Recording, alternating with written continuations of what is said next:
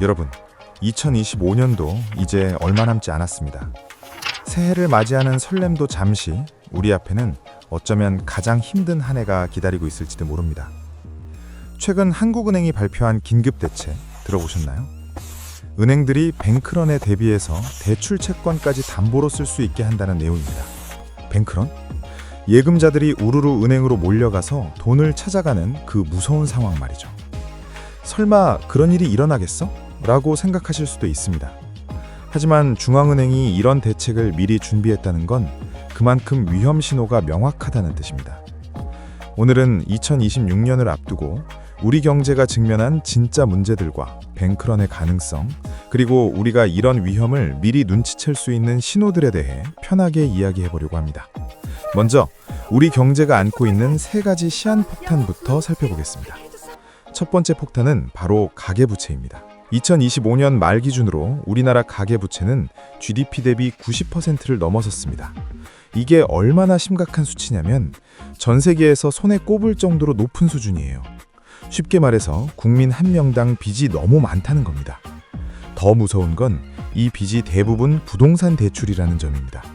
집값이 오를 때는 문제가 없어 보이지만 지금처럼 부동산 시장이 얼어붙으면 어떻게 될까요? 집값은 떨어지는데 대출 이자는 계속 내야 하고 결국 사람들은 소비를 줄일 수밖에 없습니다. 한국은행 연구에 따르면 지난 10년간 이 가계부채 때문에 우리 경제의 소비가 연평균 0.4%씩 깎여나갔다고 합니다. 한국은행은 이를 경제를 서서히 굳어가게 하는 동맥경화형 위험이라고 표현했어요. 두 번째 폭탄은 부동산 프로젝트 파이낸싱, 즉 PF 부실입니다. 2025년 9월 기준으로 금융권 PF 대출이 116조 원인데 연체율이 4.24%나 됩니다. 특히 지방 부동산 경기가 최악이어서 지방을 중심으로 미분양 아파트들이 속출하고 있죠. 문제는 이 PF 대출을 누가 가지고 있느냐입니다. 주로 저축은행, 상호금융, 보험사 같은 비은행 금융기관들이에요. 이들은 시중은행에 비해 자본력이 약합니다. 만약 PF 부실이 본격화되면 이 기관들부터 흔들리기 시작할 거예요.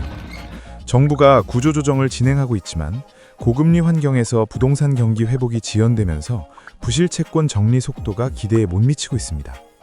세 번째 폭탄은 국가부채입니다.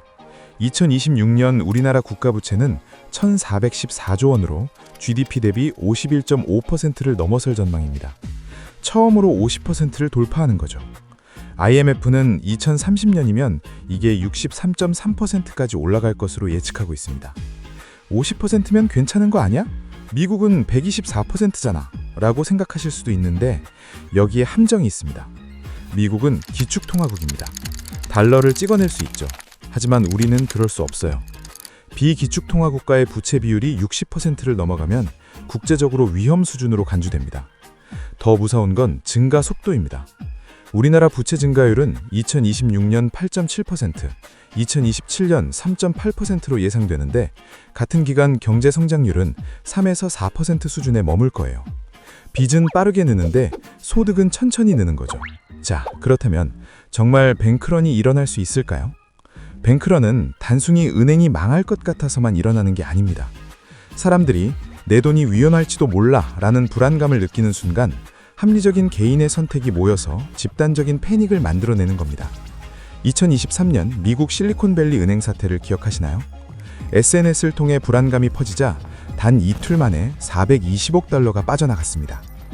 한국은행이 2025년 12월에 뱅크런 대비책을 발표한 건 우연이 아닙니다. 은행들의 자산 중 70%를 차지하는 대출 채권까지 담보로 쓸 수 있게 긴급 여신 제도를 확대한 거예요. 이건 마치 소방관이 미리 소화기를 더 많이 준비해 두는 것과 같습니다. 불이 날 가능성이 있으니까 준비하는 거죠. 특히 주목해야 할 건 지방저축은행과 상호금융입니다. PF 부실이 집중된 이들 기관은 예금자들의 신뢰가 흔들리기 시작하면 가장 먼저 타격을 받을 거예요. 더 무서운 건 디지털 시대의 뱅크런 속도입니다. 과거에는 사람들이 직접 은행에 가야 했지만 지금은 스마트폰으로 몇 번만 터치하면 됩니다. 한국은행도 코인런에 대해 경고한 적이 있는데 암호화폐 시장에서 자금이 빠져나가는 속도가 전통적인 뱅크런보다 훨씬 빠를 수 있다는 거죠. 금융시장의 패닉은 이제 시간 단위가 아니라 분 단위로 펼쳐질 수 있습니다. 그렇다면 우리는 어떤 신호들을 주의 깊게 봐야 할까요? 위기는 갑자기 오는 것처럼 보이지만 사실 사전 신호는 항상 있습니다. 첫 번째 신호는 환율입니다. 2025년 말 현재 원화 가치가 크게 떨어지면서 달러당 1,400원대를 넘나들고 있어요. 글로벌 투자은행들은 2026년에 1,420원에서 1,490원까지 갈 것으로 전망하고 있습니다. 환율이 급등한다는 건 외국 투자자들이 한국 시장에서 돈을 빼가고 있다는 신호입니다. 특히 고환율이 지속되면 기업들의 달러 부채 부담이 커지고 신용 등급이 흔들리면서 자금 조달이 어려워집니다. 두 번째 신호는 은행들의 행동입니다. 요즘 은행 가시면 평소에 관심도 없던 직원이 갑자기 고금리 특반 상품을 적극적으로 권유하지 않나요?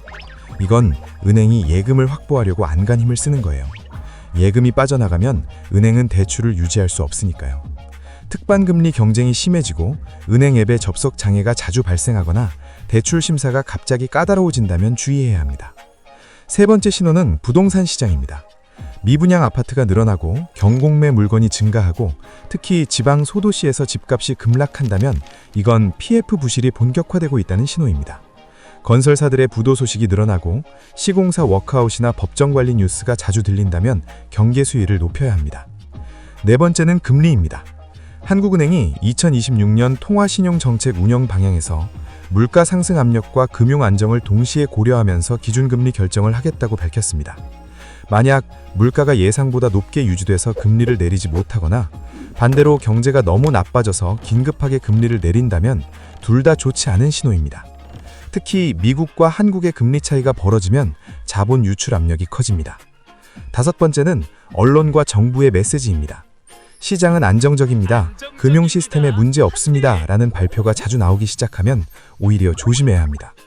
2008년 금융위기 때도 리만 브라더스가 망하기 직전까지 모든 게 괜찮다는 메시지가 반복됐었죠. 정부가 긴급 대책을 자주 발표하거나 금융기관들에 대한 특별 점검을 강화한다는 뉴스가 나오면 이미 뒤에서 뭔가 심각한 일이 진행되고 있을 가능성이 높습니다. 여러분, 오늘 이야기가 좀 무거울 수도 있습니다.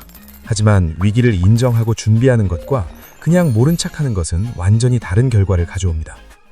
2026년이 반드시 위기의 해가 될 거라는 건 아닙니다. 하지만 우리 경제가 여러 개의 폭탄을 안고 있는 건 사실이고 이 폭탄들이 언제 터질지 아무도 정확히 예측할 수 없어요. 중요한 건 신호를 읽는 눈을 키우고 개인적으로 준비하는 겁니다. 예금은 여러 은행에 분산하고 빚이 있다면 최대한 줄이고 고정금리로 전환하는 것도 고려해 볼 만합니다. 무엇보다 뉴스와 경제 지표에 관심을 가지세요. 환율, 금리, 부동산 시장, 은행들의 움직임을 주시하는 거죠. 경제 위기는 준비된 사람에게는 기회가 될 수도 있습니다. 2008년 금융위기 때도 1997년 IMF 때도 미리 준비한 사람들은 오히려 자산을 불렸죠. 2026년 힘든 한 해가 될 수도 있지만 우리 함께 똑똑하게 준비하고 현명하게 대응한다면 충분히 이겨낼 수 있습니다. 여러분의 소중한 자산, 여러분 스스로 지키시기 바랍니다. 오늘 영상이 도움이 되셨다면 좋아요와 구독 부탁드립니다. 다음에 더 유익한 내용으로 찾아뵙겠습니다. 감사합니다.